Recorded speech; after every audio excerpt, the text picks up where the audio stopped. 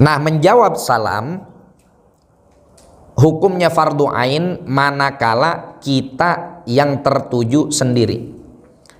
Tapi kalau yang disampaikan salam tersebut kepada jamaah, maka hukum menjawabnya adalah fardu kifayah.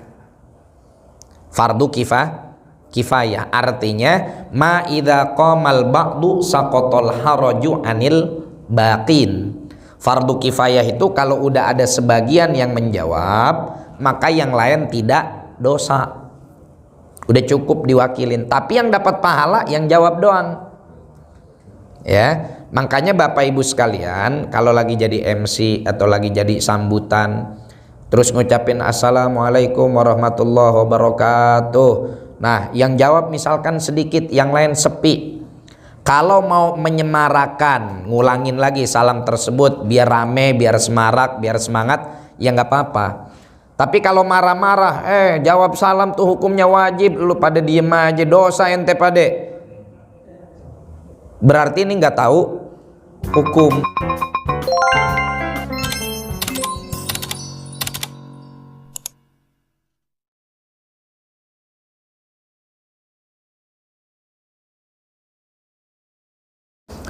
Assalamualaikum warahmatullahi wabarakatuh. Alhamdulillah wassalatu wassalamu ala sayyidina maulana rasulillah wa ala alihi wa ashabihi wa man tabi'ahu wa nasarahu wa wala amma ba'da.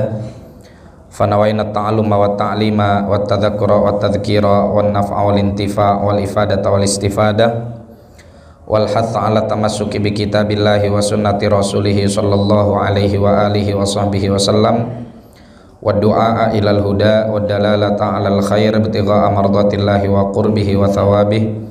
Subhanaka la ilma lana illa ma 'allamtana innaka antal alimul hakim wa la haula wa la quwata illa billahil aliyyil azim. Allahumma inna na'udzubika min ilmin la yanfa'u qalbin la yakhsha'u nafsin la tashba'u 'ainin la tadma'u wa amalin la turfa' wa min du'ain la yustajabu laha birahmatika ya arhamar rahimin. Allahumma inna nas'aluka al-ilma ladunni wal mashrabas safiyal hani ya wahhabu ya ghani. Allahumma la sahla illa ma ja'altahu sahla wa anta taj'alul hazana idza syi'ta sahla. Allahumma sahhil lana hifdzal ulum wa hab lana wasi'atil fuhum bijahi nabiyikal ma'sum. Allahumma arinal haqqa haqqa warzuqna tiba'ah wa arinal batila batila warzuqna jitinabah wa la taj'alhuma mushtabihan alaina fanattabi'al hawa. Allahumma ya man waffaqa ahlal khairi lil khairi wa anahum alaih wafiqna Allahumma lil khairi wa inna alaih. Ahbabana al-fadil jamaah kaum muslimin wal muslimat as'adakumullah. Alhamdulillah, kita bersyukur kepada Allah Subhanahu wa taala atas segala karunia dan nikmat yang Allah berikan kepada kita, wabil khusus nikmat iman, nikmat Islam, dan tentunya mudah-mudahan Allah sempurnakan nikmat ini dengan nikmat ihsan sehingga kita bisa benar-benar menjadi hamba yang sepatutnya menyembah kepada Allah Subhanahu wa taala. Jamaah sekalian yang dimuliakan oleh Allah, sebelum kita mulai kajian kita pada pagi hari ini, mari sama-sama kita kembali baca suratul Fatihah. Mudah-mudahan siapapun yang sakit dari keluarga besar kita, keluarga besar Masjid Al-Barakah, mudah-mudahan senantiasa diberikan kesembuhan oleh Allah Subhanahu wa taala. Yang berada dalam kesulitan, mudah-mudahan segera diberikan kemudahan. Yang berada dalam permasalahan, mudah-mudahan segera diberikan solusi oleh Allah Subhanahu wa taala. Dan Allah berkahi masjid kita, jamaah kita yang setiap berkhidmah di masjid ini, mudah-mudahan juga senantiasa dianugerahkan keberkahan oleh Allah Subhanahu wa taala. Ala hadhihi niyyah bin niyyati syifa'il ajil wa lutfi syamil wa tamamis sihah wal afiyah wa tula umrin fi husni amal lana wa liwalidina wa li jamaatina wa li ashabina wa li ahbabina wa liman lahu haqqun alaina wa ila hadratin nabiyil mustafa sallallahu alaihi wa alihi wa sahbihi wa sallam bisirril fatihah. A'udzu billahi minasyaitonir rajim. Bismillahirrahmanirrahim. Alhamdulillahi rabbil alamin arrahmanir rahim maliki yaumiddin. Iyyaka na'budu wa iyyaka nasta'in ihdinas siratal mustaqim Shiratal ladzina an'amta 'alaihim ghairil maghdubi 'alaihim waladdallin. Amin. Jamaah sekalian yang dimuliakan oleh Allah, pada pertemuan hari ini kita akan membaca satu hadis Nabi sallallahu alaihi wasallam yang diriwayatkan oleh para a'immah ummahatus sid dengan sanad mereka kepada Sayyidina Abdullah bin Salam radhiyallahu taala anhu wa ardhah. Sayyidina Abdullah bin Salam menceritakan, qala Rasulullah sallallahu alaihi wasallam.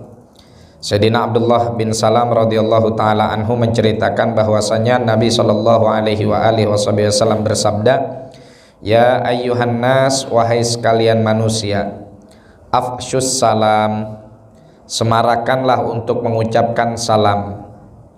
Wa at'imut ta'am, dan juga senanglah memberi makanan. Wasilul arham, dan sambunglah tali silaturahim. Wasallu bil laili wan nasu niyam, dan salat malamlah di saat orang lain terlelap dalam tidurnya.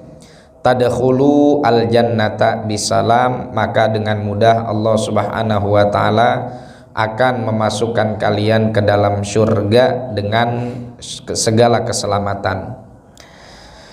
Jamaah sekalian yang dimuliakan oleh Allah, ini adalah pesan baginda Nabi sallallahu alaihi wasallam yang mana Sayyidina Abdullah bin Salam mendengar ini pada saat beliau pertama kali berjumpa dengan Rasulullah. Siapa Abdullah bin Salam ini? Abdullah bin Salam ini adalah seorang sahabi, ya. Beliau adalah sahabat Nabi yang sebelumnya dia ini adalah seorang rahib Yahudi, seorang pendeta dari agama Yahudi, yang mana kemudian ketika Rasulullah Shallallahu alaihi wasallam hijrah ke Madinah, Sayyidina Abdullah bin Salam mendengar cerita dan informasi atau berita bahwa akan ada seorang nabi akhir zaman yang akan hijrah dari Makkah ke Madinah. Sayyidina Abdullah bin Salam sebagai seorang rahib, beliau tahu betul ciri-ciri nabi akhir zaman.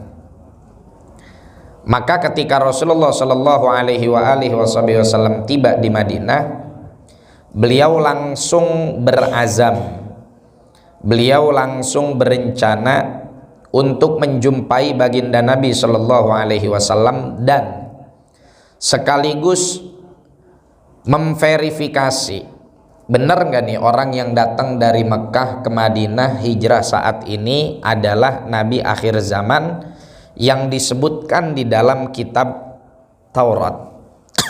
Kita pengen cek kebenarannya dengan sifat-sifat yang ditemukan atau yang dituliskan di dalam kitab Taurat yang Allah turunkan kepada Nabi Musa. Cocok nggak nih dengan orang yang sekarang hijrah dari Makkah ke Madinah? Maka Sayyidina Abdullah bin Salam kemudian ketika berjumpa Rasulullah, beliau perhatikan betul-betul beberapa sifat yang beliau ingat dari kitab Taurat. Beliau cek langsung dengan baginda Nabi Muhammad sallallahu alaihi wasallam. Sampai satu ketika Sayyidina Abdullah bin Salam bilang bahwa nabi akhir zaman itu ajarannya senantiasa menyejukkan, ajarannya senantiasa mendamaikan, ajarannya senantiasa memberikan keindahan, dan tutur katanya pun dipenuhi dengan kelembutan. Beginilah sifat yang ada di dalam kitab Taurat. Maka Sayyidina Abdullah bin Salam pun hadir di majlis di mana di situ Rasulullah Shallallahu alaihi wasallam yang notabene baru pindah ke Madinah kumpul bersama para sahabat dari Muhajirin dan Ansar. Sampai di dalam majlis tersebut Rasulullah Shallallahu alaihi wasallam kemudian menyebutkan pesan-pesannya tadi, sehingga Sayyidina Abdullah bin Salam betul-betul meyakini bahwa oh inilah betul nabi akhir zaman karena ajarannya sebagaimana yang ada di dalam pesan-pesannya tadi sama persis dengan sifat-sifat yang ada di dalam kitab Taurat. Akhirnya Sayyidina Abdullah bin Salam menjumpai baginda Nabi Muhammad SAW secara langsung untuk kemudian berikrar mengucapkan 2 kalimat syahadat. Sebelum kita membahas makna hadis tadi, ini menjadi satu penegasan bagi kita ya jamaah sekalian, bahwa siapapun Anda mengaku sebagai umat Nabi Musa kah, Anda mengaku sebagai umat Nabi Isa kah, Anda mengaku sebagai umat Nabi Ibrahim kah, Nabi Daud kah, tidak akan sah pengakuan Anda tanpa Anda mengucapkan 2 kalimat syahadat. Karena dengan diutusnya Nabi Muhammad SAW yang menjadi Nabi akhir zaman, itu bukan hanya sekedar Nabi yang datang terakhir, tapi juga Nabi yang syariatnya menghapus syariat-syariat Nabi-Nabi terdahulu. Sekaligus Rasulullah SAW syariatnya pun itu harus diikuti oleh seluruh semesta, oleh seluruh umat. Maka dalam hadis yang lain Rasulullah SAW bilang, "Lau kana Musa hayya ma wasi'ahu illa tiba'i." Kalau seandainya sekarang saya diutus ini Musa itu masih hidup, dia nggak ada pilihan lain kecuali dia akan beriman kepadaku, akan mengikutiku. Syariatnya sama seperti syariatku. Nah, di Madinah jamaah sekalian dahulu memang banyak diisi oleh orang-orang Yahudi dan Nasrani, ya. Maka dengan datangnya Rasulullah SAW mau gak mau mereka sebetulnya kalau mau selamat ya harus ngikutin syariatnya Rasul. Gak bisa mereka tetap berada dalam keyahudian mereka atau tetap berada pada kenasranian mereka. Karena di dalam Injil dan Taurat pun disebutkan bahwa apabila siapapun di antara kalian yang menjumpai Nabi akhir zaman yang namanya Ahmad, maka kalian harus beriman kepadanya dan gak berlaku lagi itu syariatnya Nabi kalian. Terlepas nantilah ikraha fiddin qad tabayyana rusydu minal ghai, bahwa tidak ada paksaan juga untuk kemudian beriman kepada Rasulullah, ngikutin Rasulullah, tapi kemudian mengklaim diri sebagai pengikut Nabi sebelumnya, baik itu Nabi Musa kan, Nabi Isa kan, Nabi Ibrahim kan, atau Nabi-Nabi yang lain. Itu tidak akan sah klaim tersebut apabila mereka telah menjumpai syariat Nabi Muhammad sallallahu alaihi wasallam. Nah jamaah sekalian, Abdullah bin Salam ini termasuk orang yang nurut, orang yang fair, sportif dia dengan apa yang ada di dalam Taurat.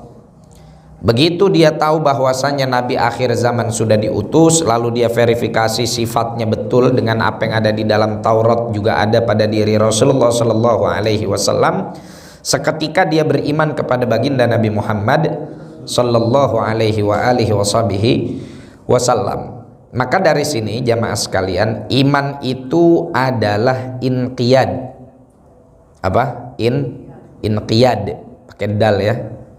Hamzah wasal, nun, qaf, ya, alif, dal. Apa itu inqiyad? Tunduk, patuh, nggak ngikutin hawa nafsu. Kalau kita masih ngikutin hawa nafsu kita, mengalahkan iman kita, ini iman kita belum sempurna. Maka kata Sayyidina Imam Abdullah bin Ali bin Muhammad al-Haddad, beliau bilang, kaifa yakunu minal mu'minin man yurdil makhlukin bisukhti rabbil alamin. Bagaimana bisa menjadi mukmin yang sempurna kalau seseorang itu masih berupaya untuk menjadikan makhluk ridho dengan cara bikin Allah marah. Jadi orang yang berupaya untuk membuat makhluk itu senang sama dia dengan cara bikin Allah marah, itu imannya belum sempurna. Sebagaimana yang Rasulullah katakan, la yu'minu ahadukum hatta akuna ahabba ilaihi min nafsihi wa waladihi wa walidihi wan nasi ajma'in. Tidaklah sempurna iman diantara kalian sampai diriku betul-betul menjadi orang yang lebih dia cintai ketimbang hawa nafsunya sendiri, ataupun anaknya, ataupun orang tuanya, dan juga manusia pada umumnya. Nah, musuh terbesar kita yang membuat iman kita tidak sempurna ya tentunya adalah hawa nafsu ini.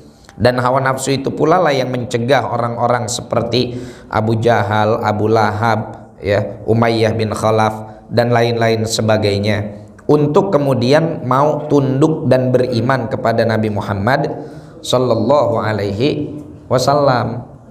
Beda dengan Sayyidina Abdullah bin Salam, nggak mentang-mentang dia punya kitab terdahulu terus dia ngerasa paling senior, gue udah jadi pengikutnya Musa kok, dari kemarin-kemarin kok udah beriman kepada Allah, nabi gue lebih tua daripada nabi lo, nabi saya lebih tua daripada nabi kalian, Musa lebih dulu diutus, nabi kalian Muhammad belakangan. Itu nggak gitu Abdullah bin Salam.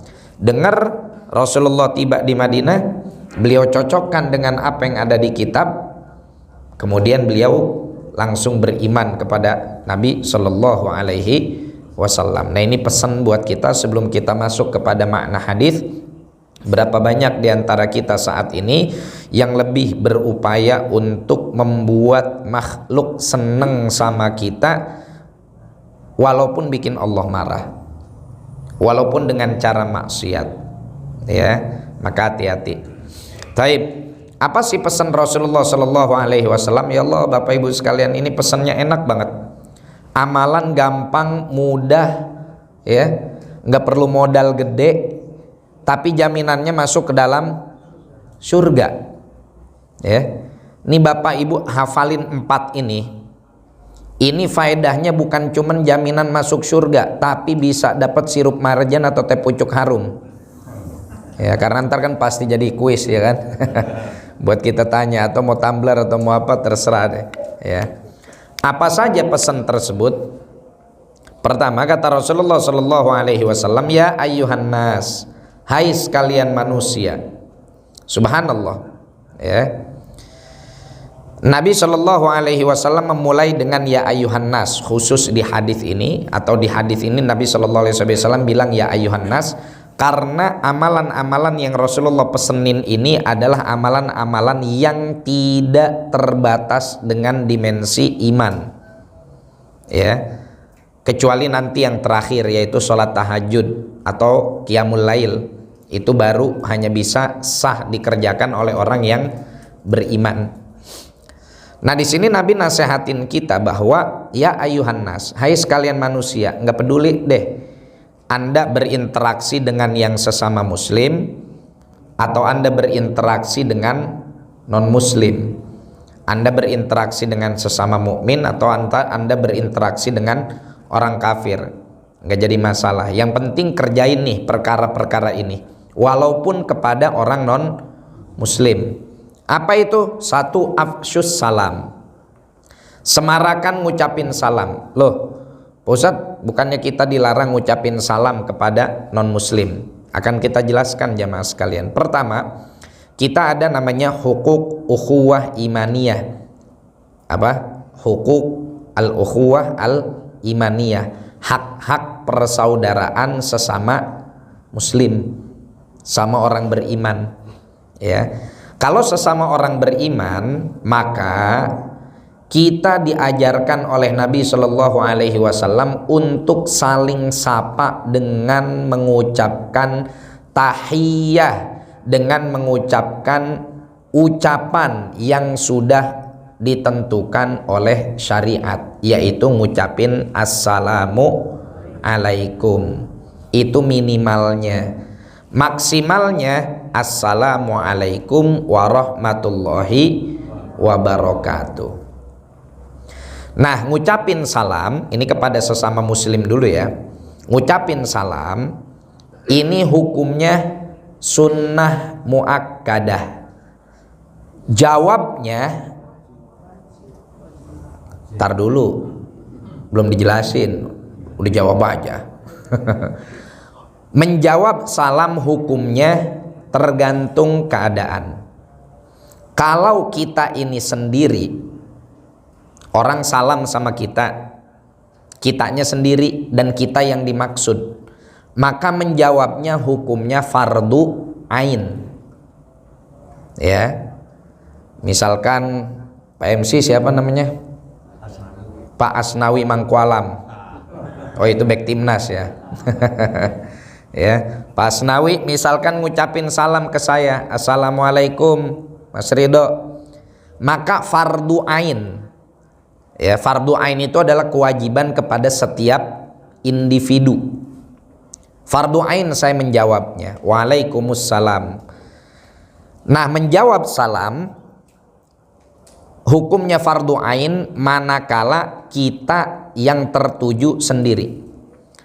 Tapi kalau yang disampaikan salam tersebut kepada jamaah, maka hukum menjawabnya adalah fardu kifayah.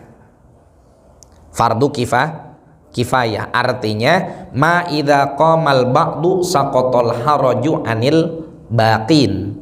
Fardu kifayah itu kalau udah ada sebagian yang menjawab, maka yang lain tidak dosa. Udah cukup diwakilin, tapi yang dapat pahala yang jawab doang. Ya, makanya Bapak Ibu sekalian, kalau lagi jadi MC atau lagi jadi sambutan, terus ngucapin assalamualaikum warahmatullahi wabarakatuh. Nah, yang jawab misalkan sedikit, yang lain sepi. Kalau mau menyemarakan, ngulangin lagi salam tersebut biar rame, biar semarak, biar semangat, ya nggak apa-apa.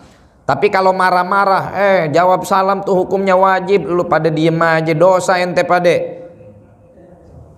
Berarti ini nggak tahu hukum, ya. Karena menjawabnya untuk jamaah adalah fardu kifayah. Jadi nggak usah marah-marah, nggak usah marah-marah kalau kita lagi ngucapin salam kepada para jamaah yang jawab cuma 3 orang, cuma 5 orang, ya. Yang lain diem aja misalkan, nggak jadi masalah, ya. Tapi kalau mau diulangin karena biar semarak kok, ya, pada diem aja nih, kenapa belum ngopi apa kenapa, ya. Lagian ngaji pagi-pagi minumnya air putih, orang minumnya kopi, ya, atau minumnya susu. Ini baru air putih beneran nih. Kalau yang di Bapak Ibu itu air bening.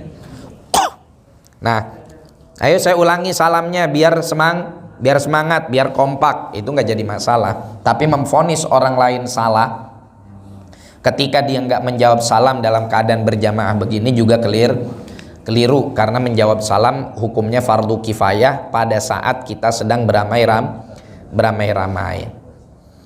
Nah, kemudian tata cara menjawab salam itu kita harus membalas dengan minimal setimpal dengan apa yang diucapkan oleh orang yang ngucapin salam.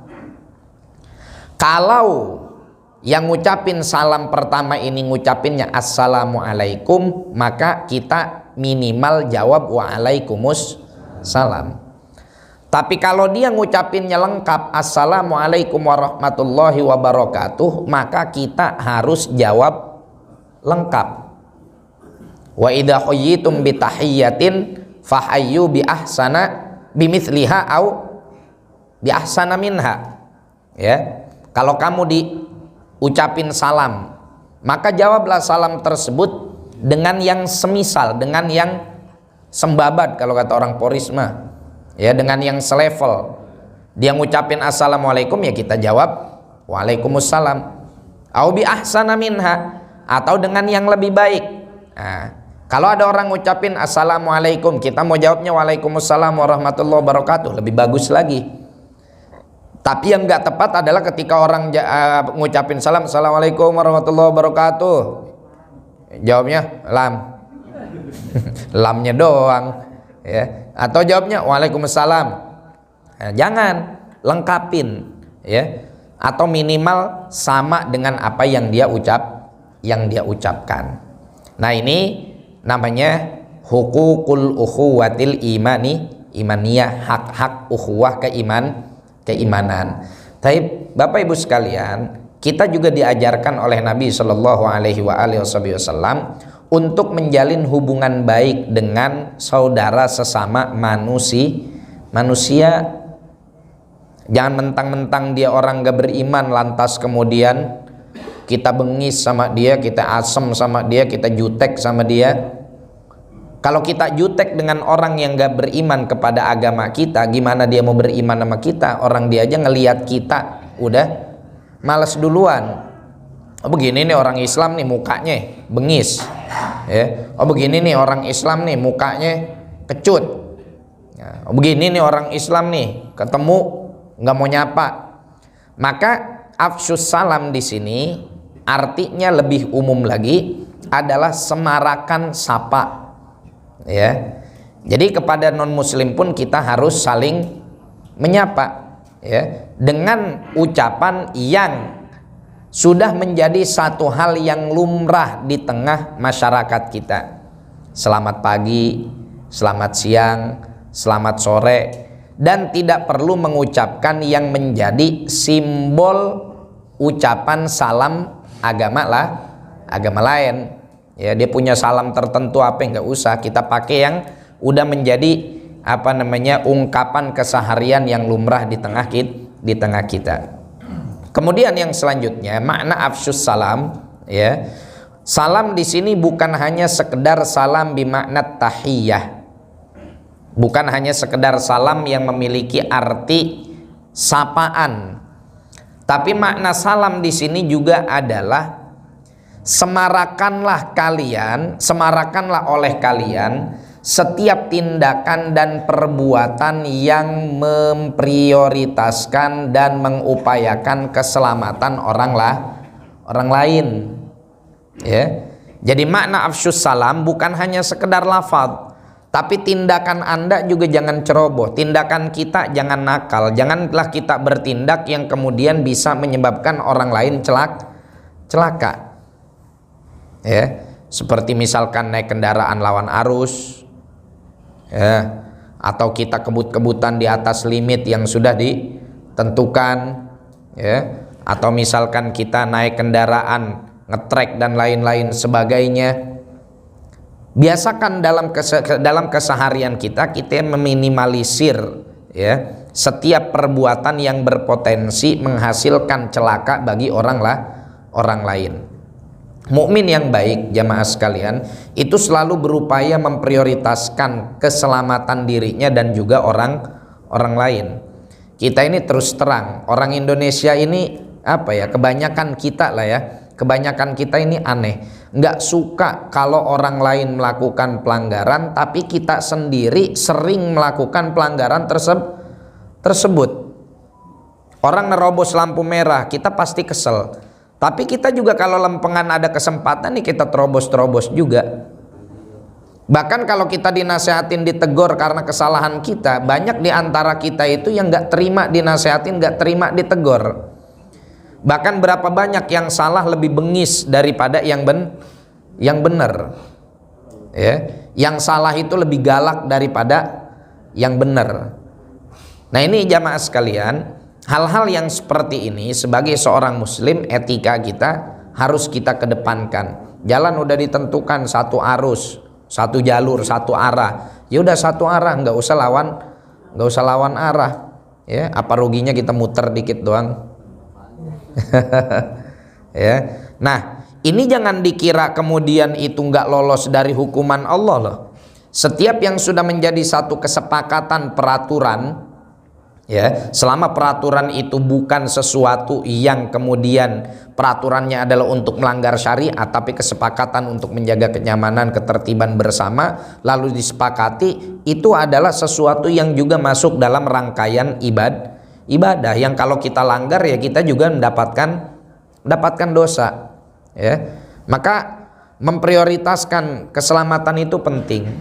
Jangan lawan arus, jangan ngerokok sambil naik motor. Ya, kitanya enak mungkin yang ngerokok, tapi yang kena abu di belakangnya yang kasihan.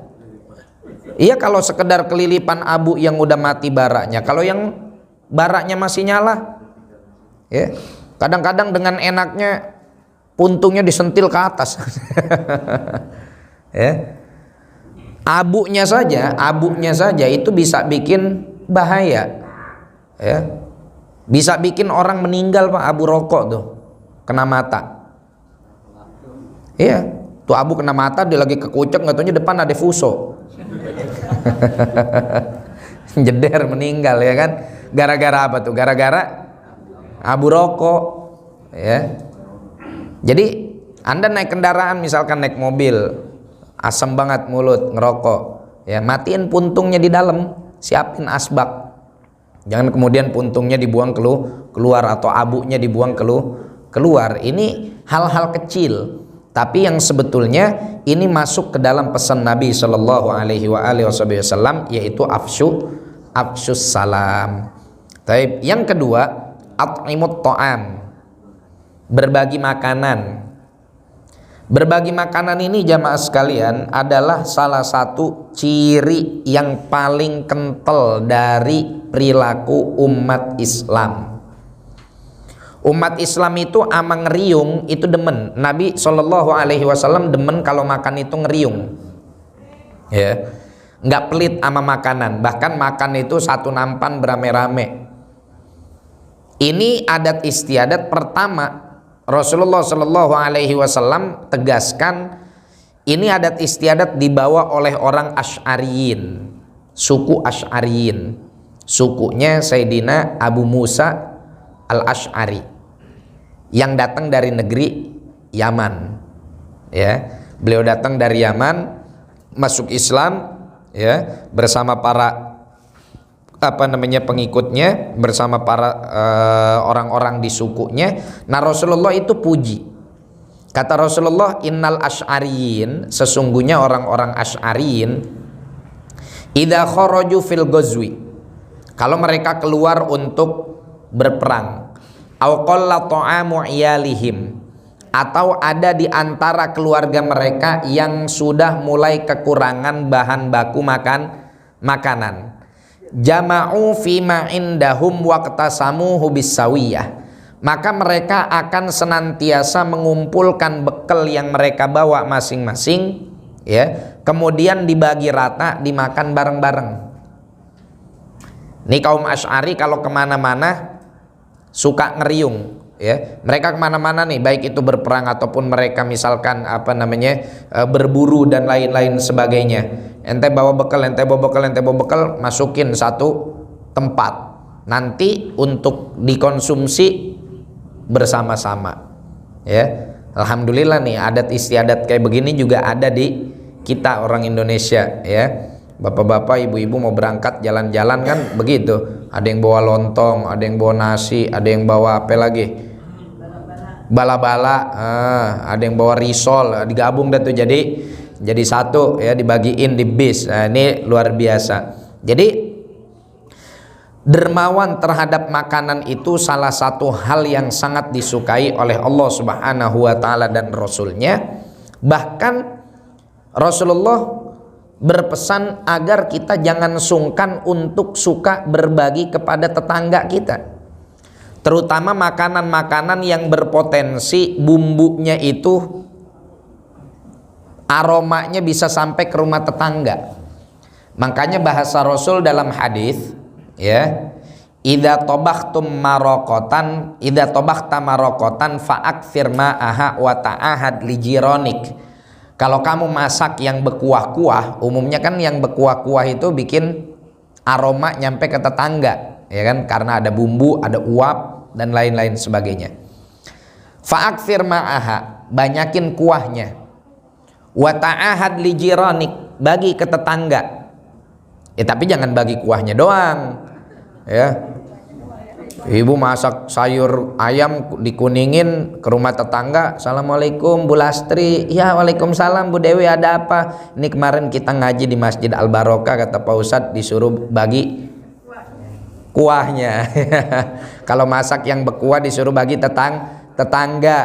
nih saya kasih buat ibu. Pas dilihat sama Bu Lastri, diserok-serok, mana isinya, ini kuahnya doang. Kok kuahnya doang Bu? Iya kemarin dalam hadis begitu disebut, banyakin kuahnya. ya maksudnya bukan berarti dibagi kuahnya doang, artinya kalau kita masak itu jangan sungkan untuk kemudian, ya walaupun gak harus setiap hari, tapi paling tidak kalau kita sedang memiliki kelebihan makanan, jangan sungkan berbagi kepada tetangga, ya, bagi tetangga, bagi pas security, ya. Kita zaman nyantri dulu kalau Pak Kiai berangkat ceramah, Kiai berangkat ceramah nih, Masya Allah, kita yang jaga malam itu, santri yang bagian ronda itu udah nunggu dalam hati, oh, besek nih berkat nih. Bener, beliau pulang jam 2, pulang jam setengah 3, klakson mobil kita bukain gerbang. Berapa tong yang jaga? Allah yarhamu guru kami Kiai Haji Ahmad Ihsan, ya. Berapa yang jaga? 8 orang B, 6 orang B. Tuh makanan ambil di mobil. Waduh, udah perbaikan gizi. Apalagi kalau bulan Maulid, ya, kalau bulan Maulid Kiai banyak undangan, Kiai banyak ceramah, pulang itu santri itu udah nikmat sekali. Makanya kalau bulan Maulid, bulan Isra Mi'raj itu kita berebut jadi jaga ronda. Karena makanan terus setiap malam. Ala kulli hal, berbagi makanan itu luar biasa. Dan ini lambang kedermawanan. Orang yang dermawan itu dekat dengan Allah, dekat dengan surga, dekat dengan orang, jauh dari neraka. Kata Nabi sallallahu alaihi wasallam, ya, as-sakhi, orang yang dermawan, qarib minallah, dekat dengan Allah, qarib minan nas, dekat dengan manusia, qaribun minal jannah, dekat dengan surga, ba'id minan nar, jauh dari neraka. Wal bakhil, sedangkan orang pelit, orang medit, ba'id minallah, jauh dari Allah, ba'id minan nas, jauh dari manusia. Siapa yang mau berteman sama orang pelit?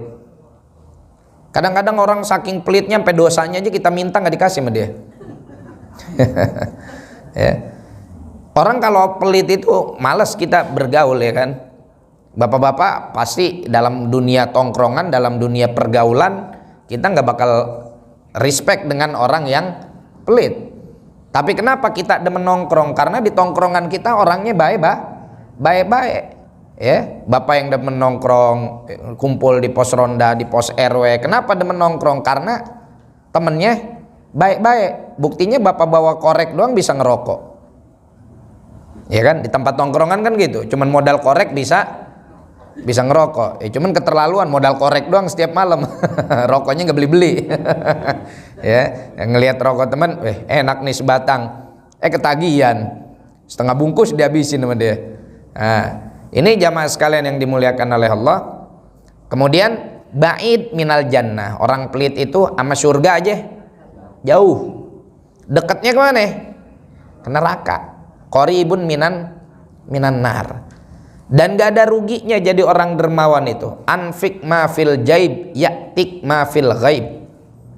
Jangan sungkan untuk berbagi apa yang ada di kantong kita, maka rizki dari yang maksudnya yang gaib itu bukan rizki dari alam gaib, ya.